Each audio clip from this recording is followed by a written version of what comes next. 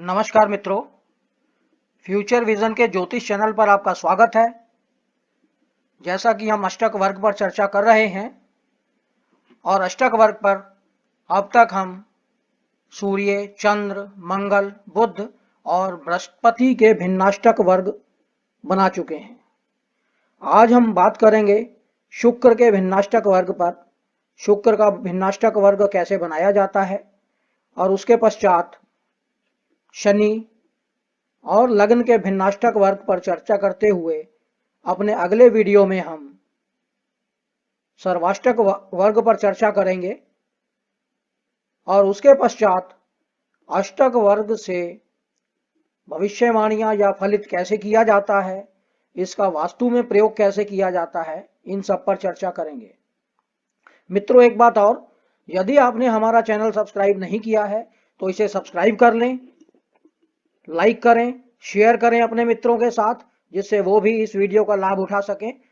और हमारे वीडियो पर कमेंट अवश्य करें, कमेंट बॉक्स में या हमारे ईमेल पर भेज सकते हैं, जो कमेंट हमें अपने वीडियो सुधारने में सहायक होंगे। आइए अब हम बात करते हैं शुक्र के भिन्नाष्टक वर्ग पर।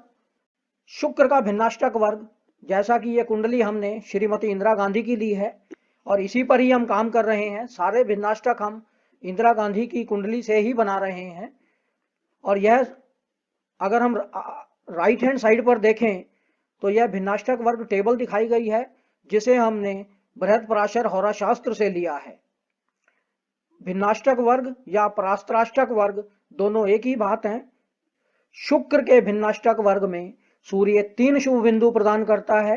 तो अब हम शुरू करते हैं शुक्र के भिन्नाष्टक वर्ग पर। शुक्र जहां स्थित होता है वहां से 1, 2, 3, 4, 5, 8, 9, 10 और 11वें भाव में शुभ बिंदु प्रदान करता है। कुल मिलाकर 9 शुभ बिंदु शुक्र द्वारा दिए जाते हैं। तो सबसे पहला बिंदु जहां शुक्र विराजमान है वहां प्रदान करता है द्वितीय भाव में, तृतीय भाव में, चौथे भाव में, पंचम भाव में, आठवें भाव में, 9वें, 10वें और 11वें भाव में शुक्र द्वारा शुभ बिंदु प्रदान किए जाते हैं। इसी प्रकार सूर्य जहां स्थित है वहां से 8वें भाव में, 11वें भाव में और 12वें भाव में शुभ बिंदु प्रदान करता है। चंद्रमा अपने से पहले, दूसरे, तीसरे, चौथे, 5वें, 8वें, 9वें, 11वें तथा 12वें भाव में शुभ बिंदु प्रदान करता है। मंगल अपने से तृतीय भाव में, जैसा कि हम देखते हैं मंगल सिंह राशि में विराजमान है, तो तृतीय भाव तुला राशि हुई, तो वहां तृतीय भाव में, पंचम भाव में, षष्ठ, नवम, एकादश और द्वादश भाव में शुभ बिंदु प्रदान करता है। बुध जो कि पंचम भाव में वृश्चिक राशि में स्थित है, बुध अपने से तृतीय भाव में, पंचम भाव में, छठे भाव में, 9वें भाव में तथा 11वें भाव में शुभ बिंदु प्रदान करता है।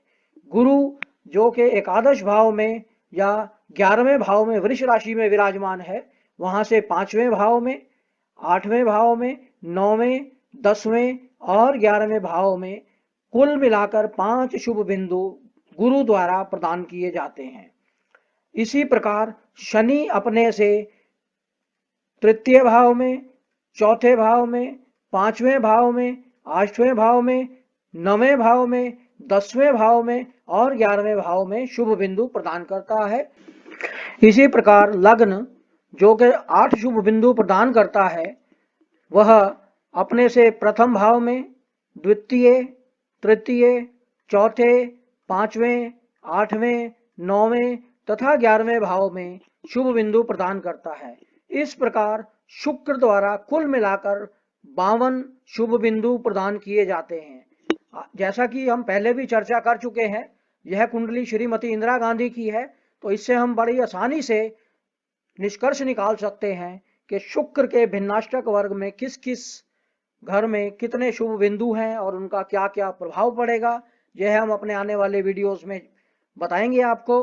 इसी प्रकार लगन में 5 शुभ बिंदु, द्वितीय भाव में 4 शुभ बिंदु, तृतीय भाव में 7 शुभ बिंदु, चतुर्थ भाव में 6 शुभ बिंदु, पंचम भाव में 3 शुभ बिंदु, छठे भाव में 3, सातवें भाव में 4, आठवें भाव में 5, नौवें भाव में 6, दशम में 4, 11वें भाव में 3 और 12वें भाव में 3 शुभ बिंदु हैं।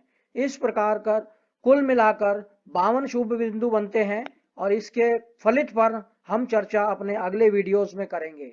धन्यवाद। अगली वीडियो में हम शनि के भिन्नाष्टक वर्ग पर चर्चा करेंगे। इसे देखना ना भूलें कि शनि का भिन्नाष्टक वर्ग कैसे बनाया जाता है। धन्यवाद।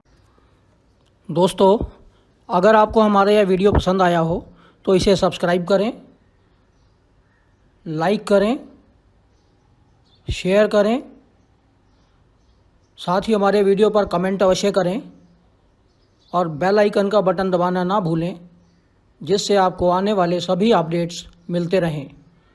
धन्यवाद।